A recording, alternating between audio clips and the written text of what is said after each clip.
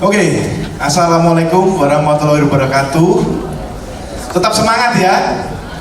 Oke, acara ini acara yang luar biasa, Corporate Sustainability Outlook 2024. Tiba saatnya kita masuk ke dalam sesi yang ketiga. Nah, di dalam sesi yang ketiga ini sangat menarik Bapak dan Ibu, karena ini adalah lanjutan dari keynote speaker kita, Prof. Renald Kasali, di mana di dalam membuat sebuah bisnis itu wajib membuat yang namanya inovasi, atau kita sebut dengan Create Sustainability Innovation. Nah, di dalam sesi yang ketiga ini nanti akan ada pembahasan bagaimana memberikan titik temu antara SDG dan ESG. Jadi dua titik temu ini nanti akan diberikan sebuah paparan-paparan dari pembicara-pembicara yang luar biasa. Ada 4 pembicara yang nanti akan maju untuk bisa memberikan presentasi overview tentang bagaimana nanti untuk bisa membuat sebuah strategi holistik dan kerangka-kerangka pelaporan di dalam ESG. Dan juga Bapak dan Ibu nanti juga akan dijelaskan apa nih rintangan, hambatan, dan juga kesulitan perusahaan-perusahaan di dalam menerapkan ESG. Karena di dalam ESG ini banyak opportunity, banyak peluang-peluang yang bisa dioptimalisasi. Salah satunya kita dulu pernah mengenal yang namanya 3P ya Bapak dan Ibu. 3P ini kita sebut namanya yang pertama people, kemudian kita kenal juga dengan profit, dan juga kita kenal dengan planet. Tetapi sekarang diganti dengan prosperity. Nah, hal ini sangat menarik.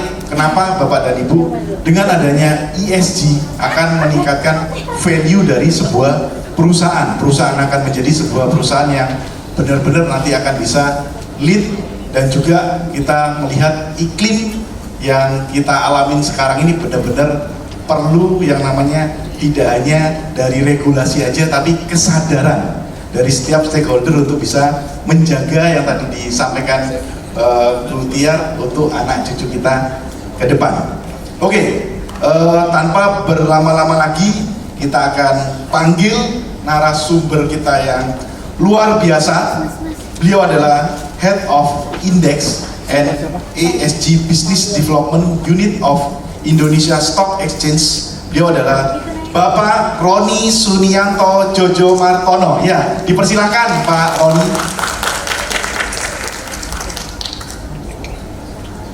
Ya, silakan Pak Roni bisa memaparkan dalam waktu 10 menit. Langsung Pak Roni, silakan.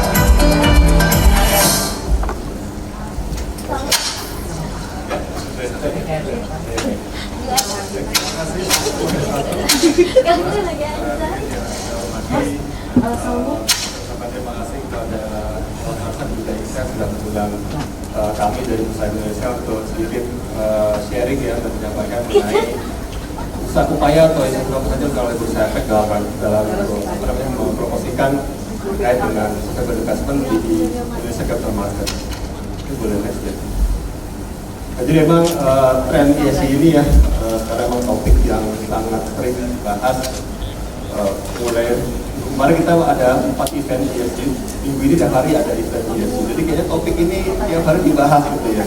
Dan trainingnya juga bukan sekedar tren saja, tapi memang sudah sebuah essential aspek ya yang dipertimbangkan baik oleh stakeholder dan juga khususnya bagi investor di pasar modal ya, karena kami dari pasar modal kan melihat bahwa tren itu juga terjadi di pasar modal. Saat ini investor tidak hanya melihat keuntungan investasi pasar modal, tapi juga bagaimana investornya bisa doing good for the environment, for the community, and for the economy gitu ya, untuk sustainability.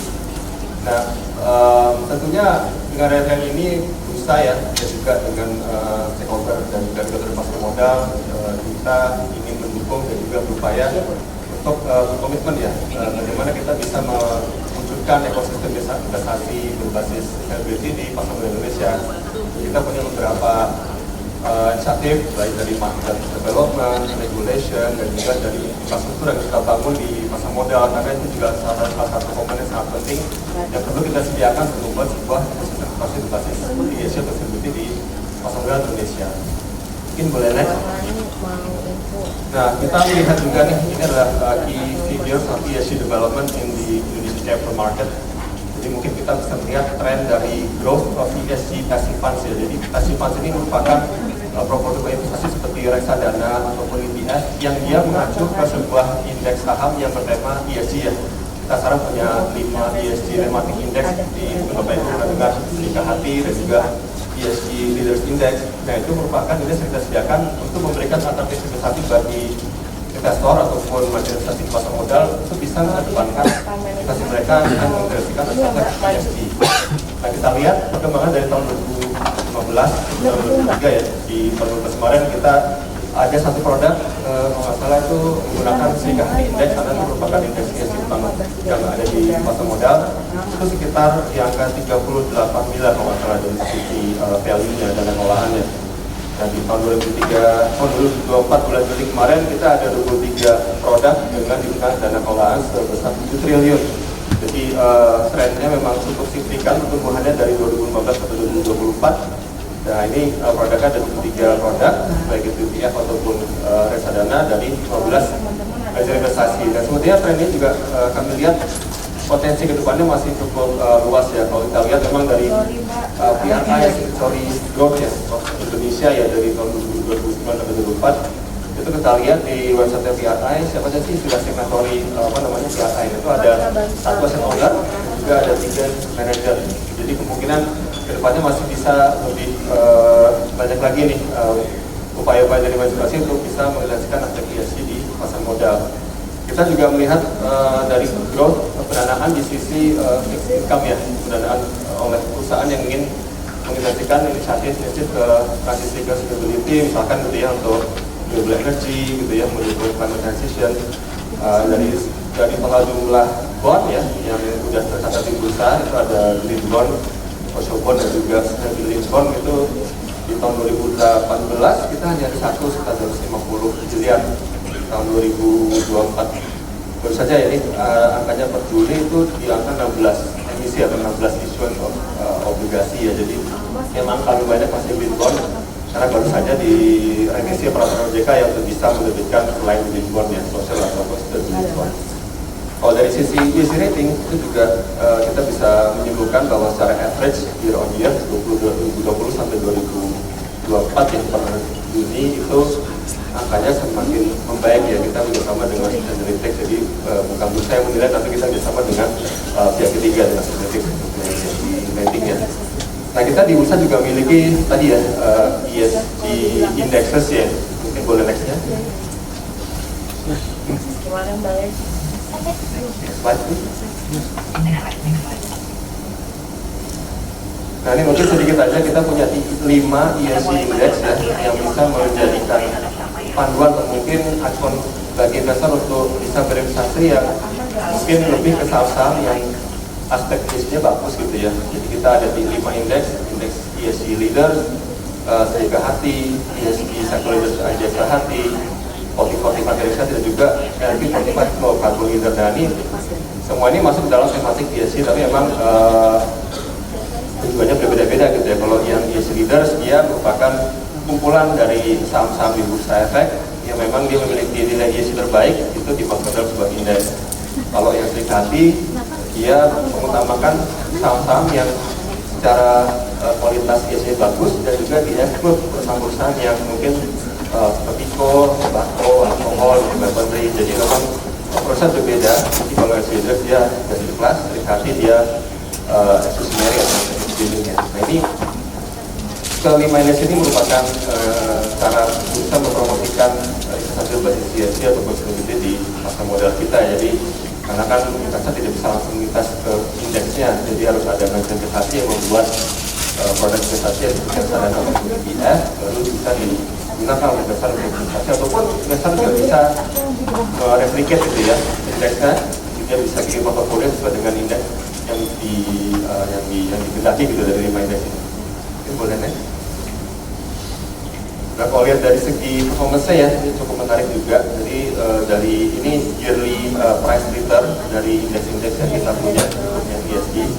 Kalau kita bandingkan dengan flagship indeks kita ya, indeks seperti IDX 80, LQ45, juga IDX 30, ini indeks-indeks yang memang mengukur pergerakan pasar gitu ya, dari 30 saham ataupun 45, 80 saham yang memiliki market cap besar juga secara trading dia bagus gitu ya. Jadi kalau lihat dari yearly return-nya juga cukup menarik bagi yang seperti ESG Leader, DKHT dan juga LQ45 secara average dari tahun 2014 sampai 2023 kemarin itu bisa menyaingi ya seperti IDX tadi. Jadi investasi di tahun saya yang bertema ESG untuk mengaspek ESG bagus itu untuk menarik juga Bapak Ibu ya sebagai investasi.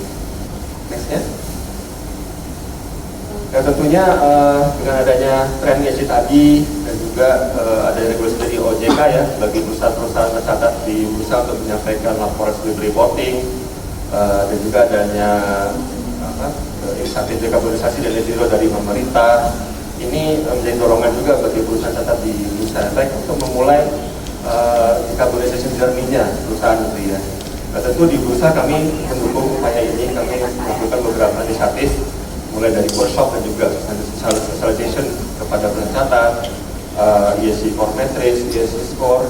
Nah, yang kita sedang lakukan saat ini adalah IDS Net Zero Incubator. Jadi ini merupakan sebuah pelatihan bagi perusahaan-perusahaan catat. Yang penting tujuan kita adalah mereka mengerti dahulu gitu ya, caranya bagaimana mereka menghitung emisi, lalu bagaimana dia bisa melakukan dalam sustainability reporting karena akan diwajibkan juga oleh OJK.